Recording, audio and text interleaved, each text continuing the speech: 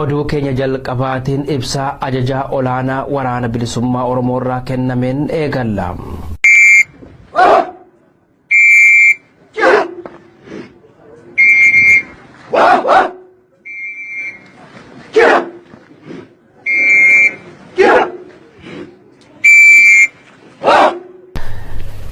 Ibsa waraanaa bilisummaa Oromoo irraa kenname. Haalli siyaasaaf diinagdee Itoophiyaa guyyaarraa gara guyyaatti hammaachaa akka jiru waraanni bilisummaa Oromoo ibse.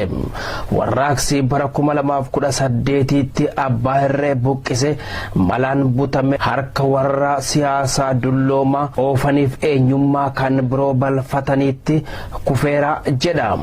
Waraanni bilisummaa Oromoo ibsa kanaan siyaasni kun immoo siyaasa yaalamee kufe kan farraa Dimokiraasiif mirga namoomaati.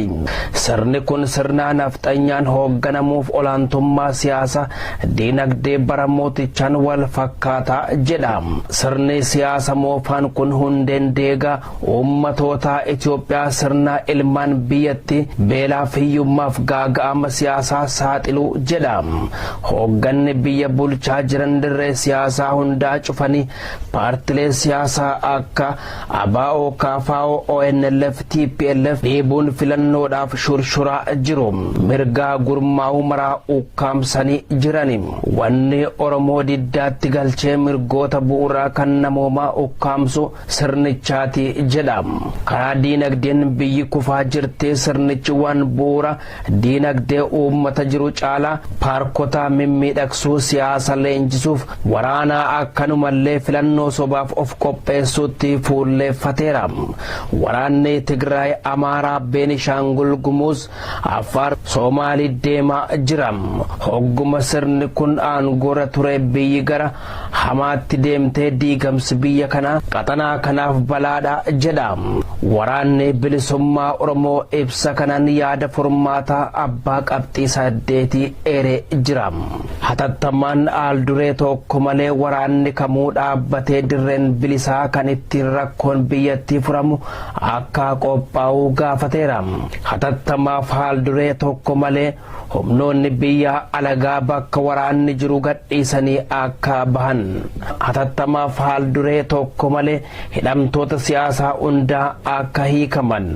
Filannoo sobaa Oromoon keessa hin jirre hatattamaan haaqamu. Dhiittaawwan mirgaa namoomaa qaama mootummaaf mootummaa hin taane raawwataman akka qaama walabaan qorataman. Mariin hundaa hirmaachisuu adeemsifame mootummaan ce'umsaa akka dhaabbatu. Diinagdee biyyattii kufaatirraa oolchuuf hojiin deeggarsa biyyattii irratti xiyyeeffate hojjetamuu akka qabu. Bakkeewwan waraanaan miidhaman dandamachiisuuf dirreen diinagdee uummattoota hundaaf walqixaan banuun investimentii biyyoota alaa jajjabeessu.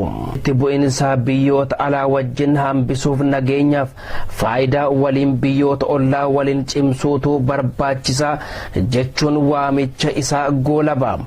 Waraanni bilisummaa Oromoo badiin hammaataan kana caaluu qaxanaa kanatti osoo hin dhalatin qaamni dhimmi ilaallatu hunduu waamichaaf akka awwaatu barbaanna jedha waraanni bilisummaa Oromoo. Ajaja olaanaa waraana bilisummaa Oromoo Ebla 28 bara 2021.